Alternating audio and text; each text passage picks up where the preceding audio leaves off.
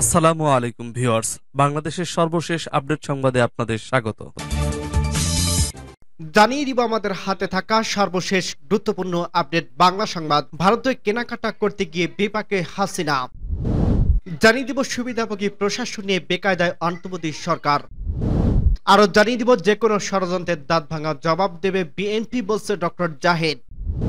এবং আরো জানিয়ে দিব গাজীপুরে আবারও শ্রমিক বিক্ষোভ, মহাসড়ক অবরোধ। এদিকে ছাত্র আন্দোলনে আহতদের চিকিৎসা দিতে ঢাকায় আসছে চীনের মেডিকেল টিম।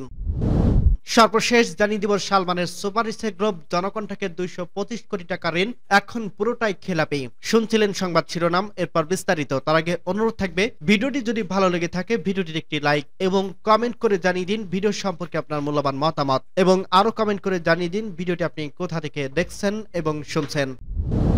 ভারতে কেনাকাটা করতে গিয়ে বিপাকে হাসিনা। ছাত্র জনতার কোন অভ্যুত্থানের মুখে 45 মিনিটের ছোট বোন রেহেনাকে নিয়ে দেশ ছেড়ে পালিয়ে যান সাবেক প্রধানমন্ত্রী শেখ হাসিনা। তখন দিল্লির কাছে গাজিয়াবাদের হিন্দন বিমান ঘাঁটিতেই রয়েছেন বাংলাদেশের সদ্য প্রাক্তন প্রধানমন্ত্রী শেখ হাসিনা। হাতের নামমাত্র সময় পর আসার সময় জামা কাপড়, নিত্য ব্যবহৃত জিনিসপত্র কিছুই নিয়ে যেতে পারেনি কেউ। দিল্লির একটি সূত্রে জানা গেছে, গাজিয়াবাদের হিন্দন বিমান সেনা ঘাঁটিতে একটি শপিং সেন্টারে নিজেদের এবং বনের জিনিসপত্র কিনতে যান হাসিনা। জামা কাপড়ের পাশাপাশি অন্যান্য জিনিস কেনেন হাসিনা ও তার সহযোগীরা। সব মিলিয়ে 30,000 টাকার কেনাকাটা করেন তিনি। ভারতীয় মুদ্রাতেই দাম মেটাতে যান হাসিনা, কিন্তু কিছু টাকা কম পড়ে যায়। এরপর বাংলাদেশের মুদ্রা দিয়ে বাকি দাম মিটিয়ে দেন তিনি। খবর G24 ঘন্টার। এক প্রকারে অবৈধভাবেই ভারতে রয়েছেন শেখ হাসিনা। রেহেনা ব্রিটেনের নাগরিক। রেহেনার কন্যা টিউলিপ সেখানকার মন্ত্রীও, কিন্তু ব্রিটেনে অভিবাসন আইন অনুযায়ী ব্রিটেনে পা রাখতে পারছে না হাসিনা। ভারতে কতদিন থাকবে হাসিনা তা নিয়ে এখনো চলছে আলোচনা। জানা গেছে 5 আগস্টের 3 দিন পর বৃহস্পতিবার ভারতে ছেড়ে চলে গেছেন হাসিনার সহযোগীরা। তারা কোথায় গেছেন জানা যায়নি। সুবিধাভোগী প্রশাসন নিয়ে বেকায়দায় অন্তর্বর্তীকালীন সরকার।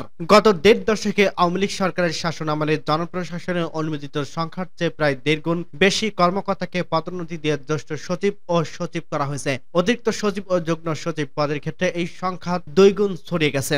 এতে অতিরিক্ত কর্মকর্তাদের বেতন ভাড়া বাবদ একদিকে প্রশাসনিক ব্যয় যেমন হু হু করে বাড়ছে, তেমনি অনেক ক্ষেত্রে নিয়ম নীতির তোয়াক্কা না করেই রাজনৈতিক বিবেচনায় পদোন্নতি দেওয়া বাকি কর্মকর্তাদের মধ্যে ক্ষোভ সৃষ্টি হয়েছে। গত 8 আগস্ট অন্তর্বর্তী সরকার ক্ষমতা গ্রহণের পর বিক্ষুব্ধ কর্মকর্তারা সামনে আসতে শুরু করে। পদোন্নতি প্রদানের দাবিতে অনেক বিক্ষোভে করছে। এমনকি বিষয়টিকে কেন্দ্র করে সচিবালয় কর্মকর্তাদের মধ্যে হাতাহাতির মতো ঘটনা ঘটতে দেখা গেছে। একই সঙ্গে শেখ হাসিনা সরকারের সময় গুরুত্বপূর্ণ দায়িত্ব পাওয়া কর্মকর্তাদের সরিয়ে সেখানে নতুন মুখ আনতেও দেখা যাচ্ছে। ফলে মাথাভারী প্রশাসনের মাথা আগামীতে আরো ভারী হতে যাচ্ছে কিনা সেই প্রশ্ন উঠছে। এর মধ্যে আবার অভিযোগ পাওয়া যাচ্ছে যে আওয়ামী লীগ আমলের সুবিধা পাওয়া কর্মকর্তাদের কেউ কেউ নতুন সরকারকে সহযোগিতা করছে না। সব মিলিয়ে ক্ষমতা বদলের 1.5 মাস পর প্রশাসনে এক ধরনের অস্থিরতা ও সরকারি কাজে ধীর গতি দেখা যাচ্ছে, জানিয়ে বেশ বেকায়দায় পড়ছেন অধ্যাপক ডক্টর মোহাম্মদ ইউনূস সরকার। কাঠামোগত দিক থেকে বাংলাদেশের জনপ্রশাসন অনেকটা পিরামিডের মতো হওয়ার কথা বলে জানাচ্ছেন সাবেক আমলারা। অর্থাৎ প্রশাসনের মাথার দিক জনবল কম থাকবে এবং নিচের দিক বেশি থাকবে, যা দেখতে অনেকটা মিশরের পিরামিডের মতো বলেছিলেন সাবেক সচিব আবুল কালাম মোহাম্মদ শাহিদ খান। অথচ এখন সেটির উল্টে চিত্র দেখা যাচ্ছে। সরকারি কর্মচারী ব্যবস্থাপনার পদ্ধতির GMS তথ্য অনুসারে জনপ্রশাসনে নিয়মিত সচিব পদের সংখ্যা 60টি, কিন্তু বিগত আওয়ামী লীগ সরকারের সময় সেটি বাড়াতে 82টিতে উন্নতি হয়েছে। অন্তর্বর্তী সরকার ক্ষমতায় বসার পর আগের অনেক চুক্তিভিত্তিক নিয়োগ বাতিল করার পাশাপাশি বেশ কয়েকজন সচিবকে বাধ্যতামূলক অবসরে পাঠানো হয়েছে। এছাড়া বিশেষ ভারপ্রাপ্ত কর্মকর্তা এবং OSD এর করা হয়েছে কিছু কর্মকর্তাকে। এতে সচিবের সংখ্যা কিছুটা কমে এখনো 74তে নেমে আসছে। যে কোনো ষড়যন্ত্রের দাঁত ভাঙা জবাব দেবে বিএনপি, বলছে ডক্টর জাহিদ। জনগণকে সঙ্গে নিয়ে সকল প্রকার ষড়যন্ত্র ও অপকর্মের জবাব দেওয়ার জন্য বিএনপি প্রস্তুত রয়েছে বলে জানিয়েছে দলটির স্থায়ী কমিটির সদস্য ডক্টর AZM জাহিদ হোসেন। শনিবার দুপুরের দিনাজপুরের নবাবগঞ্জ উপজেলায় মাতেহারা গ্রামে নিজ বাসভবনে দিনাজপুর 6 আসনে বিএনপির নেতাকর্মীদের সঙ্গে মত বিনিময়কালে তিনি একথা বলেন। জাহিদ হোসেন বলেন, গণতন্ত্র পুনরুদ্ধার না হওয়া পর্যন্ত এবং জনগণের নির্বাচিত সরকার প্রতিষ্ঠা না হওয়া পর্যন্ত রাজপথ থেকে বিএনপির সকল ষড়যন্ত্র ও অপকর্মের জবাব দেওয়ার জন্য প্রস্তুত আছে। এছাড়াও অন্তর্বর্তী সরকার দ্রুত সময়ে জনগণের আশা আকাঙ্ক্ষার প্রতিফলন ঘটিয়ে জাতীয় নির্বাচনের ব্যবস্থা করবে বলে আশা প্রকাশ করছেন তিনি। তারেক রহমান দেশে কবে ফিরবেন? সাংবাদিকদের এমন প্রশ্নের জবাবে তিনি বলেন, আন্দোলন সংগ্রামে দীর্ঘদিন থেকে এ দেশের মানুষের সঙ্গে আমাদের নেতা তারেক রহমান আছেন। খুব দ্রুত সময়ের মধ্যে তিনি দেশে ফিরবেন বলে জানান। জনগণের মনের ভাষা না বুঝতে পারলে শেখ হাসিনা সরকারের মতো ক্ষমতা থেকে পালাতে হবে। এ সময় উপস্থিত ছিলেন দিনাজপুর জেলা বিএনপির নেতা আতিকুর রহমান রাজা, হাকিমপুর থানা বিএনপির সাবেক সভাপতি আকরাম হোসেন, হাকিমপুর উপজেলা বিএনপির সভাপতি সাকাত হোসেন শিল্পী, হাকিমপুর থানা পৌর বিএনপির সভাপতি ফরিদ খান, পৌর বিএনপির সাধারণ সম্পাদক নাজবুল হক, ঘোড়াঘাট পৌর বিএনপির সভাপতি আব্দুল সাত্তার মিলন সহ নবাবগঞ্জ, বেরামপুর, ঘোড়াঘাট, হাকিমপুর উপজেলা বিএনপি ও অঙ্গ সংগঠনের নেতাকর্মীরা।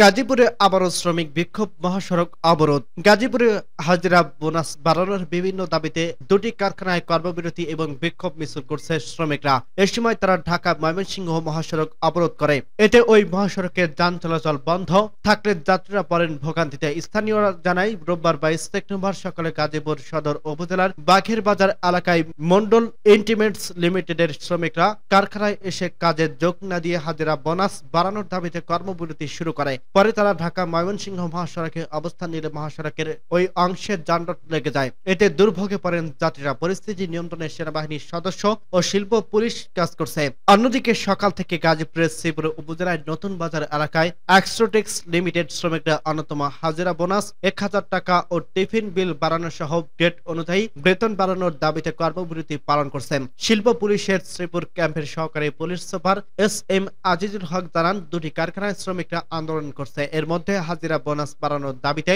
মন্ডল ইন্টিমেন্টস লিমিটেড শ্রমিকরা ঢাকা ময়মনসিংহ মহাসড়ক অবরোধ করে। আর অ্যাস্ট্রোটেক্স লিমিটেড কারখানায় কর্তৃপক্ষের সাথে আলোচনার সিদ্ধান্ত সমাধান হয়েছে। সূত্র ইউএনবি।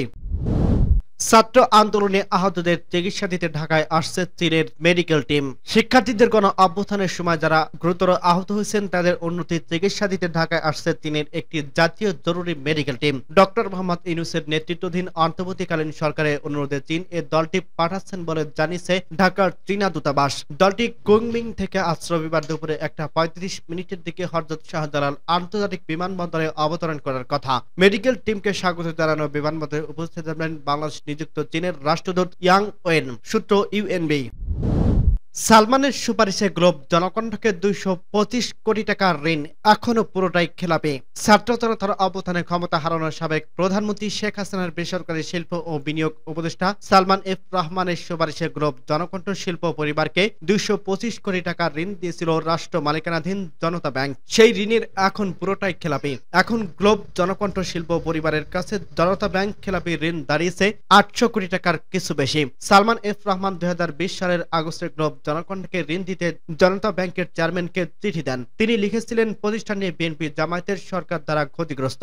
এ কারণে তিনি ঋণ দেওয়ার আবেদনটি বিশেষভাবে বিবেচনার অনুরোধ জানান। এরপর 2021 সালে গ্লোব জনকণ্ঠ শিল্প পরিবারকে ঋণ দেয় জনতা ব্যাংক। অবশ্য নথিপত্রে দেখা গেছে তখন নতুন করে ঋণ পাওয়ার কোন শর্ত পূরণ করতে পারছিলেন না গ্লোব জনকণ্ঠ শিল্প পরিবার। জনতা ব্যাংকের সংশ্লিষ্ট শাখা মতামত দিয়েছিল যে নতুন করে ঋণ দিলে তা আবার খেলাপি হয়ে পড়বে। সরকারের বাণিজ্যিক অধিদপ্তর জানিয়েছে, এই গ্রুপকে নতুন ঋণ দেওয়া হলে ব্যাংকের নিশ্চিত ক্ষতি হবে 393 কোটি টাকা। আদায় না হওয়ার আগে সোনালী এবং জনতা ব্যাংকের গ্লোব জনকণ্ঠ শিল্প পরিবারের ঋণের সুদ বাবদ 267 কোটি টাকা মওকুফ করেছিল। তারপরে শুধু সালমানের চিঠিতে কারণে নতুন ঋণ দেওয়া হয়েছিল। উল্লেখ্য, হত্যা মামলায় গ্রেফতার সালমান এফ রহমান এখন কারাগারে। গ্লোব জনকণ্ঠ শিল্প পরিবারের 5 প্রতিষ্ঠান হলো গ্লোব মেটাল কমপ্লেক্স, গ্লোব এক্সেকোয়েন্সি site limited, globe cables, Janakantha limited ও গ্লোব জনকণ্ঠ শিল্প পরিবার। এর মধ্যে জনকণ্ঠ পত্রিকা ও গ্লোব ইনসেক্টিসাইড লিমিটেড ছাড়াও অন্য প্রতিষ্ঠানের কার্যক্রম অনিয়মিত। যদিও প্রায় 3 দশক ধরে ব্যাংক ঋণ পাওয়ার ক্ষেত্রে বিশেষ সুবিধা পেয়ে আসছিলেন তারা।